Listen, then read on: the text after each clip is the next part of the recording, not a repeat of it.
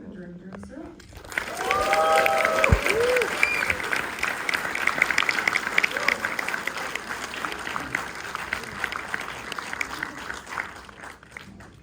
Thank you. All right. How are you guys feeling? A little tense, need a little relaxation. Yeah. You die, right? I mean, I'm not joking. You die watching Sirat. And then now is the rebirth. That's okay. Great. Or tomorrow. Tomorrow. Okay. After the massage, the pain is in the body. Right, right. Well, congrats on the film and congrats on the 2 Academy Award nominations. I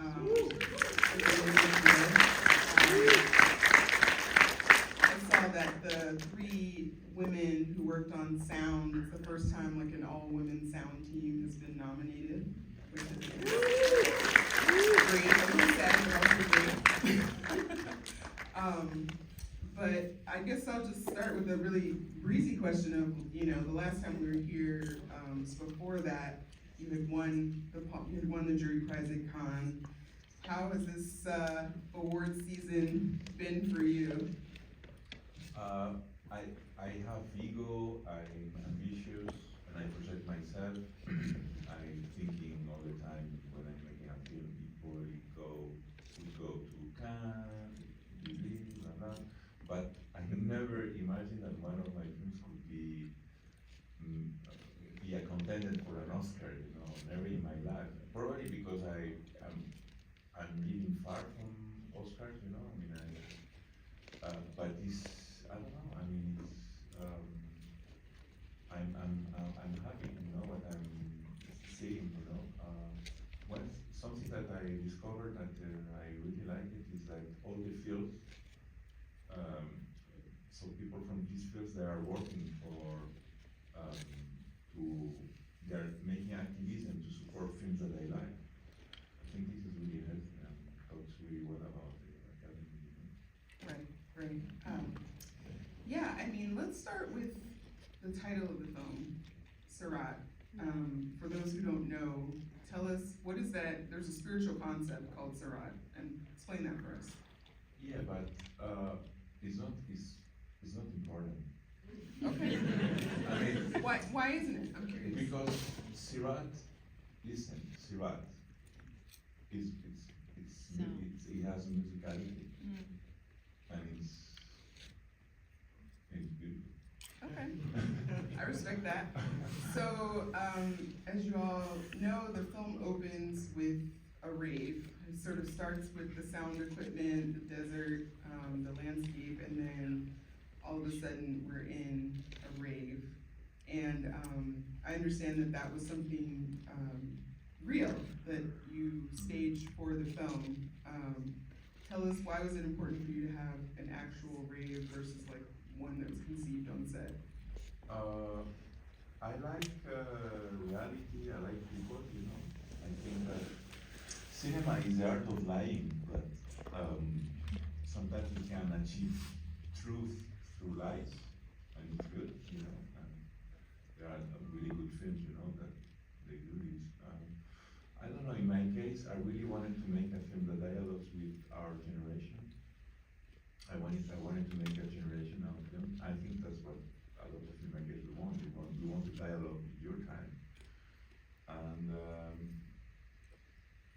And I like fragility a lot, I think this is a film about fragility. The non-professional actors are fragile in front of the camera, and these people dancing, praying with their bodies are fragile on these days of, and I think that seems talk about human being today, looking for transcendence through dance, through a dance floor, but a little bit lost too. Right, yeah. When I say lost, I don't think it's a negative thing. Yeah. It's normal as humans to feel lost. To not achieve our ambition of transcendence in a way. Yes, after Ecstasy, the Laundry is the title. That's a good one. Yeah, I think it's Jack Kornfield's book. And just a fun fact, Oliver is actually in that rave scene, but you'd be hard pressed to find him, because there's a lot of people there. But, yeah, so growing up, did you come from a family that was like really into movies and television? No, my my parents, they are, my parents buying content. Yeah. My parents, they are from the countryside. They immigrate to France. They are from really, really teeny villages. So they met in Paris, in France. They met and I was born in Paris. So they are workers, and so I mean they. I mean, my mother, for example, the village where we are from, they only had 2 months per year class. It's so isolated in the mountain. So I don't know, but yeah. My father he was working on a factory, and in France sometimes in the unions there is a cultural union in the factory, and so he started to make workshops about photography, and he started to be an amateur photographer, and sometimes he was like developing at home at the Oh, yeah, at the he had a restaurant. darkroom at home. Yeah, exactly. And apparently I was there with him and watching his job. Okay, that explains it. I guess I'm just wondering about well, tell us just practically, how many days did you shoot? I understand you shot in Morocco and Spain, right? It's a co-production with Catalonia, sorry if I'm saying that wrong. Galicia Yeah, and so, France. yes, and, so how many days did you shoot, and tell us about just the practicalities on set? So we shot 35 days, 7 weeks, and 3 weeks in Spain and 4 weeks in Morocco. Okay. And the script, you collaborated with somebody you've worked with in the past on other films. I wonder if you could just tell us a little bit about how you all work together, if you have a philosophy about screenwriting. So as a filmmaker of images, I always start with the images, and I have like the structure, the gesture, what I want to do. You know, my creative process is really visceral. It's not, I want to make a film about the idea of, or I want, it's not about ideas.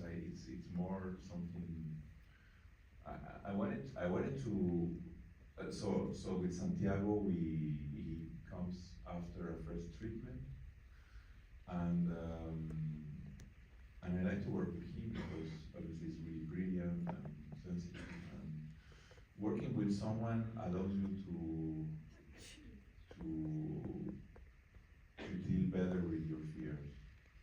Fear is normal in a creative process. It's normal and it's necessary to have fear. So working with someone helps you to go further. Yeah. They have you as a filmmaker. You are showing you are more vulnerable. Yeah. So someone who has more distance, that is not can help you to remember the film you want to do. And in particular this film, that it's really a catharsis when you invite the spectators. This is a rite of passage, so that it's shock therapy. And I was really afraid of not being understood. Yeah. It's through pain, we were through darkness. We wanted to evoke and to make the spectators feel light, mercy, the transcendence, whatever. Right. Okay, so let's talk about some of the scenes in the movie, because I think this movie is really is taking on a lot, and it's very trusting of the audience, which you don't see a lot. I feel like it doesn't, have lots of exposition or try to fill in, you know, gaps where other movies might, and I think that's what makes it special.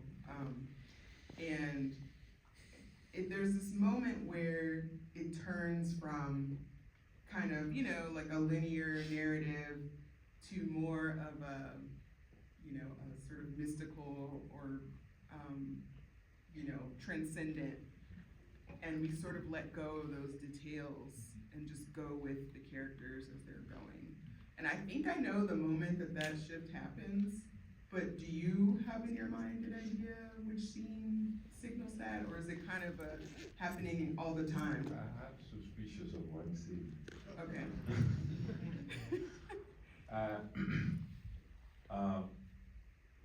Yeah, when I'm talking about like shock therapy, I'm not joking.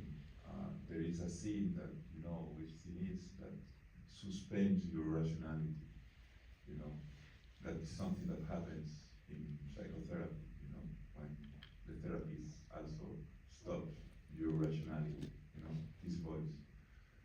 And it's important that because all the level of perceptions emerge in that moment, you know, and that was the purpose we had, you know, we wanted that you see the film with the body, that you feel it on the body, that film. So, yeah, in a way the film explodes, you know, and through specific cinematic tools, we are trying that the spectator feels things, you know, that he look inside. You know. Yeah. After the narration continues, but in a subtle way, you know.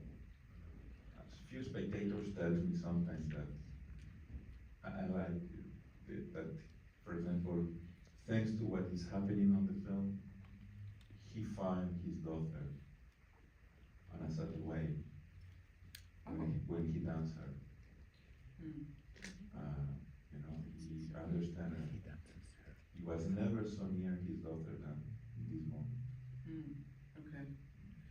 Yeah, I noticed, you know, rewatching the film to talk to you tonight, I noticed the moment, you know, one of the pivotal moments is obviously when the little boy is in the car and falls. And I noticed after that happens, the score picks up in a certain way, and it kind of carries us almost maybe across the threshold of Sirat. But I noticed this intentionality around using the score to, for me, symbolize Luis's transformation. Like, he's a different person now, obviously, after that happens, right? Talk to us about the score. You know, Candine Ray, LA Film Critics Association, of which I'm a part, we gave him an award this year, much deserved. Talk to us about the score's importance in the story and how you thought about it. Yeah. Yeah, the first part, it's more cathartical, you know, where with the techno, with the kick, you know, it's more the deep. And then the second part of the film, it's more ethereal, you know, we are more evoking, trying to, that we feel mystery, transcendence. But this is not something that is not really intellectual, you know, when we are working, we give ourselves to our intuition, and we try, and yes, I mean, the purpose was to watch the film with the ears and to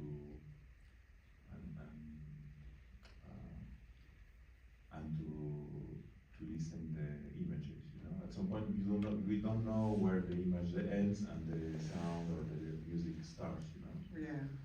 The grain of the 60 millimeters is the grain of the electronic music, the distortion. You know, it's really a sculpture what we were doing. You know, three-dimensional sculpture, really organic. You know. Yeah. Can we take some audience questions? Yeah. I'm just gonna go there. Does anyone have a question? And if you could speak your question as loud as you're able to. Do you want to pick? Or just comments or whatever. Okay. Do you want me to pick or do you want to pick? No, you. Okay. The first hand I saw was over here, the gentleman in the light blue shirt. Yes, you. Congratulations, first of all. Spectacular, spectacular film. I wanted to ask about the landscape, because it feels like the desert is a character in the film. And I'm curious how you approach using the landscape and the desert to inform the story. First, you have to believe that we are surrounded by a creative intelligence. You know, I mean, I'm one of these people who believes that things are alive around. So we spiritualize reality and landscape. Yes, a life through landscape, it's tasting you all the time, taking care of you, shaping you. And not only the desert, the mountain too, you know. And first part of the movie, we're more in the mountain, and it's like the existentialist side of the film, you know. When you are in the mountain and you see all these layers, you know, of geology, you feel small, you know, you feel you are nothing. You are seeing mountains that they were excluded by millions of years, you know. And when you have these feelings, existentialist feelings, the answer is to surrender. So that's why that and desert, you know, it's more metaphysical, you know. The mountain is existentialist and desert more metaphysical, and what we wanted to evoke, the second part of the film, when they are in the desert, is that it's a desert, but it could be something else. We feel estrangement. We feel, what is this? You know, I like it. I like this feeling. In the middle here with glasses and a black jacket. This is my second time watching it. Thank you so much. It's awesome. Two quick things. There's no like year set, it's past or present or something like that. So that was amazing that how you made it seem so ambiguous or up in the air. Number two, every scene, or not every, but many things were very, it seemed so, people were dire, like in situations. Was it real movie magic making, or were you in some kind of like hairy situation? It seemed like there was no crew, it's only like one person and then the actors, but is it true magic of your direction, or can you give us insight? I It would was like just to you and the camera, right? I would like to understand better what did you feel? That actors are really natural? Yeah, it felt, Okay. I think that they were in danger at every moment, it didn't seem. Okay.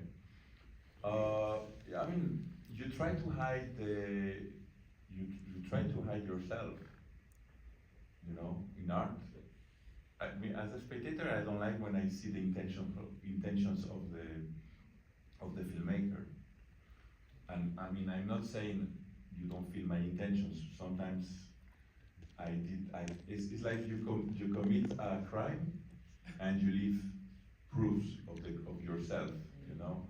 I think you have to, making a film is like committing a crime and hiding the tactile print notes. Print, how do you say it? Prints. Yeah, so it's important. And it's like after a picnic, you have to take all your bottles, things, or your shit, and you have to throw it to the trash. And I don't know. And after we come from documentary. We like reality. We like people. We like textures of the real. We like. So when I work with my actors, I tell them, I invent you as you are. You know, I don't touch much. It's about fragility. You know, we are fragile. We like fragility. We like to see it. You know, So I like this energy, shooting non-professional actors, that they are just there. They are not acting. And it was tough because Sergio Lopez is a really well-known actor in Spain and France, in Europe. And it was tough for him, because an actor, acting is the art of putting a mask. And what I was asking him is to take off this mask and just to be him, and just to connect with fragility. Yeah. Okay, we have time for one more question, down here in the front. Hi, congratulations on the film. Once again, I want to explore the topic of existentialism. You were talking about it earlier. I'm curious as to, inspirationally, where you lie, like as a public, sociopolitically. I feel like many people can resonate with the existentialism. You talk about NATO, you talk about World War III, which are very, off the time moments, and you have a character that is experiencing existentialism in his own right, of finding his daughter, and then through the course of the film, losing his son. And so, thematically, both of these topics live in the same world as you presented in your film. So I'm just curious as to how you came about trying to merge the existentialism of like socio-political conversations versus what the character is going through internally. It's a really complex question. I like it. I don't know. Since I belong to a generation, and you probably feel identified with what I will say, we are a generation that we know our body knows that this world is not sustainable since we are a child. We are like these animals that they feel the tsunami and they escape, from the seaside, and they go to the mountains. We already know that. We know we have a memory of the future. We know that we need a shift. So it's related. Outside, inside of yourself. This father is looking for love. He's looking for family. And at the same time, as they say, it's been a long time since it's the end of the war, so it doesn't matter, what it matters is the way we will die, It's not if we're gonna die, it's how do we die. Are we gonna die with dignity or not? I don't know if I answered you. Not much. I'm just curious what you had to say is all. There's no right or wrong with that. Yes. And, sorry. Did you have more to say? I was just gonna end this way and ask you, I know you've done a lot of these. Is there anything about the film that you're particularly proud of or want to bring attention to that people may not have asked you very much about? I'm proud of that we were courageous in general. It was really extremely risky film to do, difficult to finance, and I'm proud that we were trusting radically cinema, the ontology of cinema, that are images and sound, and we were radically trusting you, spectators, and the sensitivity that you have, and that place, this temple, cinema. So the film is being released this week. It's important that we protect theaters, this congregation, this collective ceremony that we do here, a place for catharsis. So if you like it, the film, please tell people to come to watch Sirat. It's bitter. The medicine is bitter.